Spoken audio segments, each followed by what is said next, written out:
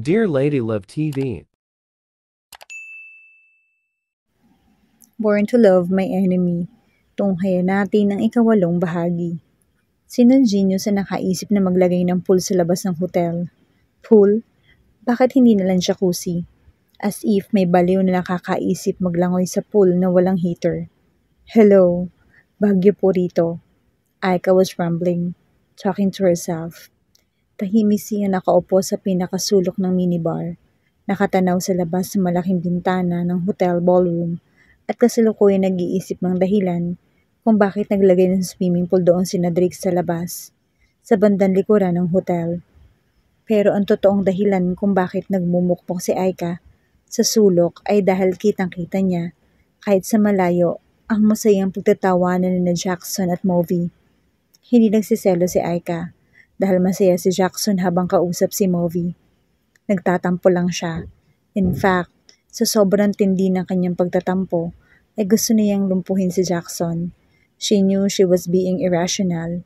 Ine-expect naman niyang sa sandaling iniwan niya ang binata para makapag-CR, ay darat na niya itong napapalibutan ng mga babae.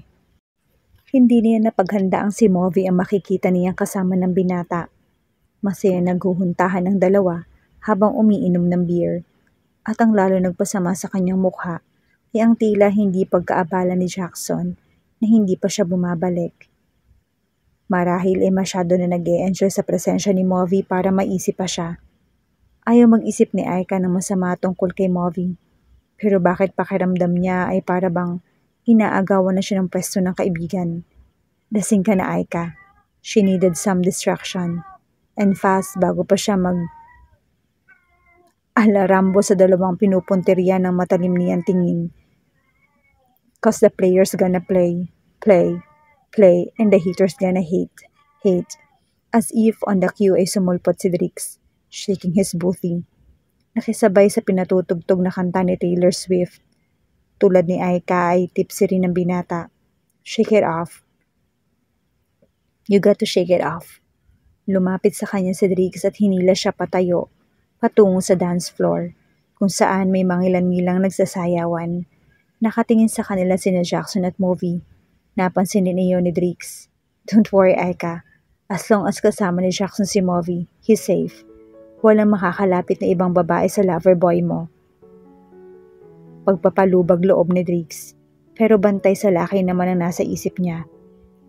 Aika, stop being such a paranoid bitch. Magkaibigan lang sina Jackson at Movie. Nothing romantic tulad ng relasyong meron ka kay Drix. Purely platonic. Hindi dahil magkasama sila, meron ng himalang mangyayari. Shake it with me, Aika. Yaya ni Drix na pinaunlakan niya. Nag-shake ito at tila tipsy ay nakisabay na siya.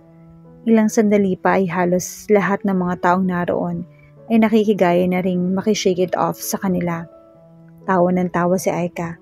Lalo na nang hapitin siya ni Drake sa baywang at para silang timang na nagsasayaw ng waltz na may halong boogie at salsa. Paikot-ikot sa ballroom. She shook her booty to her heart's content. Ilang kanta pa ang sinayawan nila bago siya sumuko at magayang magpahinga na muna sila ni Drix. Hindi pa tuluyang nawawala ang tampo ni Aika kay Jackson, kaya kay Drix na muna siya sumama nang umalis na sila ng dance floor. Hindi pinansin ni Aika si Jackson kahit nang mapadaan sila ni Drix sa tabi nito at ni Movie. Nag-ikot-ikot sila ni Drix. Nakikisali sa mga party game na nagaganap sa bawat mesa, ngayon ng suck and blow at beer pong. Nang sa wakas ay makabalik sila sa mesang kinaroroonan ni Jackson at Movie, lumampas na siya sa borderline ng pagiging tipsy. Join us. Yaya sa kanila ni Carrie na kasama sina Lau at Amanda at mapapangasawa ni Carrie. Naupo si Aika sa tabi ni Jackson. Having fun? Bulong ni Jackson. Inabutan siya ng isang bottled water. Tons. Uminom si Aika ng tubig. Gusto man niyang irapan ng binata ay hindi niya magawa, lalo na nang masuyo nitong pinunasan ang pawis niya sa mukha. Look who just walked in. Bulong ni Lau. Sadyang malakas para marinig nilang lahat. At silang lahat naman ay napalingon sa taong tinutukoy ng babae. Pig-nosed Charlie, ani Amanda at humagikhik. Carrie frowned. Halatang hindi nagustuhan ng inasal ng mga kaibigan. Wow, iba na ngayon ang itsura niya. How did she do it? Wika pa ni Amanda. Sa dalawa napunta ang pag-irap ni Aika. Tulad niya ay laughing stock din ang kaklase nilang si Charles. Noon, now, Charlie. Looked good at syempre pa, nang insulto na naman ng mga anak ni Lucifer. Haven't you ever heard of cosmetic surgery? Sabad niya at bahagyang dumukwang para bistahan ang mukha ni Lau at Amanda. Of course you have. The two sneered at her. So, anong lalaruin natin? Putol ni Drix sa nagsisimulang away sa mesa. Nag-back down naman ang dalawang babae ng tapunan ni Carrie ng tingin. Russian relay drinking game. Si Carrie, may inilagay itong isang empty bottle ng Jack Daniels sa mesa. Lahat puro dares. Hindi ba pwedeng truth or dare na lang? Hirit ni Movi na sinigundahan ni Aika. At least a truth or dare, may pagpipilian sila. Bakit Aika? Mas gusto mo bang maglaro na lang ng Scrabble? Komento ni Lau na sinundan ni Amanda ng loser's knees. Mga impacta talaga. Luma na ang truth or dare. Si Carrie uli. Ngayong gabi lang naman, don't you want to live on the edge? Nang wala nang nagprotesta mula sa kanila ay nagpatuloy ito. Kung kaninong direksyon hinihinto ang pag-ikot ng bote, they have to take a vodka shot then gagawin nila ang isang dare na iuutos ng isa sa atin. Walang KJ, walang pwedeng mag-pass. Paliwanag ni Carrie. Game? Game. Sa una ay puro mga petty dares ang ginawa nila. Typical old school. Pero habang nagpo-progress ang laro at napaparami ang inom nila, unti-unti ring nagiging freaky at bold ang mga dares. Mula sa pasmak na paghalik ni Carrie kay Aika, hanggang sa daring na striptease ni Lau at Amanda sa tunog ng work beach ni Britney Spears. Wala nagreklamo sa kanila. Napaismid si Aika. Kahit kailan talaga ipokrita ang dalawang babae. Work bitch daw. More like take your fingers down to your throat so you'll show up before you digest bitch. Pero hinangaan din niya ang pagiging extra bendy ng dalawa. They could give the strippers in Vegas a run for their money. Okay ka lang? Concerned na tanong ni Jackson sa kanya. Kanina pa ito nagtatanong kung okay lang siya o gusto na niyang umalis na sila. Nasusuka ka ba? I'm fine. Bale walang sagot ni Aika. Hindi ito tinapunan ng tingin. Then it hit her. Sa kanya nakatingin ng binata the whole time at hindi sa dalawang lintana nasa stage. Lumobo yung puso niya at biglang naging hardcore gymnastic. What was wrong with Jackson? Daig pa nitong nakaharap sa isang buffet table. Napapaligiran ito ng iba't ibang putahe pero sa kanya na maiihalin tulad lang sa isang table ornament. Nakatingin. Hinawi ni Jackson ang buhok ni Aika sa noo na basa sa pawis. Oh hell, kinilig siya. At lalo pang dumoble ang laki ng puso niya nang hapitin siya ng binata palapit dito at marahang kinintala ng halik sa noo. Bumalik si Lau sa table pagkatapos ang show ng mga ito at pinagpatuloy nila ang laro. Drix, I dare you to swim in the pool outside. 1 lap. Pagcha-challenge ni Amanda. Naked. Game na tumayo si Drix. You just want to see my goodies. Tukso nito kay Amanda. Nang magtungo na si Drix sa French doors palabas ng ballroom, ay sumunod sila. Kasama ang ilan pang partygoers na tulad nila, ay maiingay sila sa dami ng alak na nakonsumo. Madilim sa labas, bahagyang nasisinagan lang ng ilaw na nagmumula sa loob. It's for the best, naisip ni Aika. The less they saw of Drix with her namesake the better. Baka magsisi ka Drix, warning niya sa kaibigan. Kung gaano kainit sa loob ng pinanggalingan nila ay doble ang kabaligtaran ngayon sa labas ng hotel. Hating gabi na at pakiramdam ni Aika ay nasa North Pole sila. She was shivering. Mabuti na lang at lumapit ang human blanket niya at ipinaloob siya sa matitipuno nitong bisig. Sa liit ng katawan ni Aika, talaga namang safe na safe ang pakiramdam niya habang yakap-yakap siya ni Jackson. The two of them fit perfectly. Kaya ko to, mayabang nasabi ni Drix. Drix, wala akong balak na sagipin niyang sorry ass mo kapag naging ice cube ka dyan. Bantari ni Jackson na naka-bear hug sa kanya. Hindi sila pinansin ni Drix. Nagpatuloy lang sa paghubad ng damit, pakanta-kanta pa. I'm too sexy for this shirt. Isinunod nitong inalis ang sinturon, ibinaba ang zipper at dahan-dahang tinanggal ang nakakasilaw na tight-fitted jeans. I'm too sexy for these jeans. So sexy. Yeah. Natawa si Aika. Nang takpan ni Jackson ang mga mata niya na maghubad si Driggs ng lahat ng damit. Narinig na lamang niya ang malakas na paghihiyawan ng mga tao na sa wakas ay nagdive si Driggs sa pool. Noon lang tinanggal ni Jackson ang kamay sa mga mata niya. Ayon ang masiyahan ni Aika nang tila babaeng nagtili si Driggs nang sa wakas ay ma-realize ang ibig sabihin ng horrible decision. Nakicheer na din siya. Nanatiling nasa gitna ng pool si Driggs. Hindi makakilos. Hawak ng dalawang kamay ang harapan. Nagkantsawan silang audience. Shit, tong ayaw ni Driggs. Freaking hell. Movi, get me out of here. Tawa lang ng tawa si Movi sa tabi nila. Kilos na, Ricky, bago ka pa magkaroon ng blue balls sa ibang dahilan. Aika, Jackson, sigaw na uli ni Driggs.